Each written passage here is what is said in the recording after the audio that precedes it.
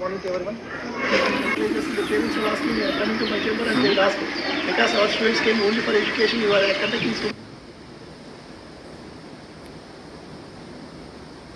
For our special camp, all the students and the NSS volunteers are gathered here to campaign here and do our activities in Shivanandapuram because it's a rural area, and the people who are here regularly, and we are doing so many activities in this 1 week program, and especially the central government given one survey program. National Education Policy, they introduced so many activities.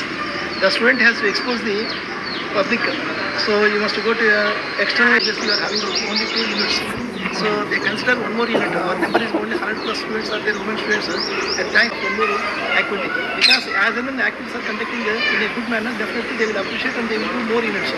So I hope that. So then they have to remember, the public will remember, the village people have to remember. They came in here and the other people. Sir నా పేరు doctor N Venkatramareddy, NSS programme coordinator, Yogavemana university. ఇక్కడ మన Yogavemana university తరఫున government college for men autonomous Kadapa వాళ్ళు special camping arrange చేశారు.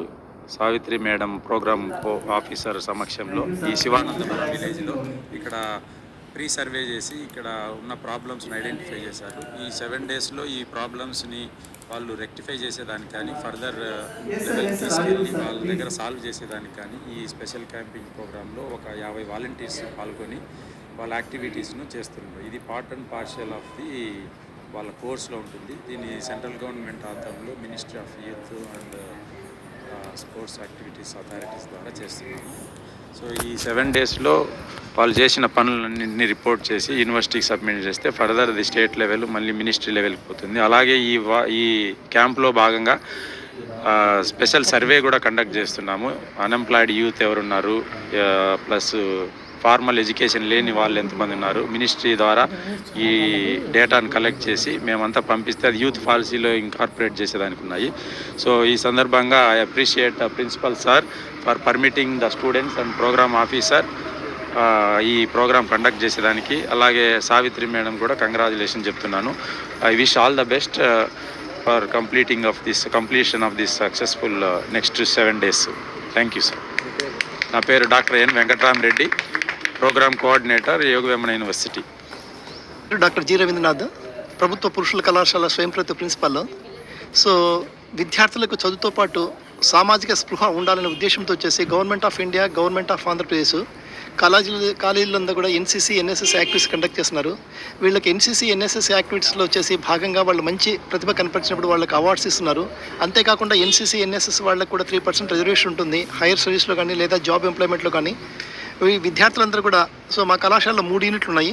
2 యూనిట్లు బాలులకు ఉన్నాయి, 1 unit బాలికలకు ఉన్నాయి. సో బాలికల యూనిట్ల కోఆర్డినేటర్ వచ్చేసి డాక్టర్ వై సావిత్రి చూస్తున్నారు. ఈ సంవత్సరం వచ్చేసి వైవి యూనివర్సిటీ వాళ్ళు వచ్చేసి ఒక స్పెషల్ క్యాంప్ కండక్ట్ చేయమని చెప్పేసి ఉత్తర్వు చేశారు.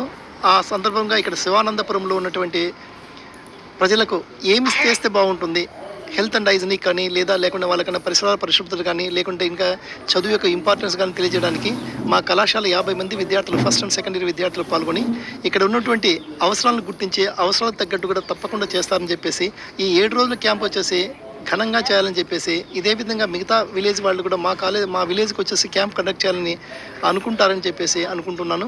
కాబట్టి మా విద్యార్థులు తప్పకుండా చేస్తారు.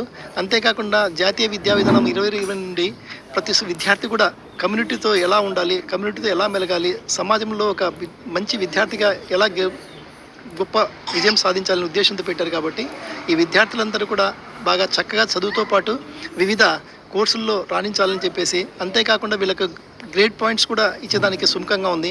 ఎవరైతే ఎన్ఎస్ఎస్ విద్యార్థులు అత్యధికంగా పాల్గొంటారో వాళ్ళ యాక్టివిటీస్ని చూసేసి వాళ్ళకి 5 మార్కులు కూడా ఇచ్చేదానికి ప్రభుత్వం నిర్ణయించింది. సో విద్యార్థులందరూ కూడా తప్పకుండా విద్యార్థి దశ నుంచే ఈ అలవాటు చేసుకోవాలని చెప్పేసి ప్రభుత్వ ఉత్తర్వులు ఉన్నాయి. అదేవిధంగా వైవి యూనివర్సిటీ ఆర్ట్స్ కాలేజీ కూడా తప్పకుండా మంచి భవిష్యత్తులో కళాశాలకు మంచి పేరు తీసుకురావాలని చెప్పేసి ప్రతి విద్యార్థి తనకేమిచ్చిందని కాకుండా నేనేమిచ్చాను దేశానికి, సమాజానికి నేమిచ్చాను ఉద్దేశంతో పాటుపడతారని చెప్పేసి వీళ్ళందరికీ కూడా విషెస్ చెప్తూ ఈ 7 రోజులు చక్కగా చేసేసి ఇక్కడ ఉన్నటువంటి పుర ప్రజలతో మంచి పేరు సంపాదిస్తారని ఆశిస్తూ, సో వీళ్ళందరికీ కూడా wish you all the best.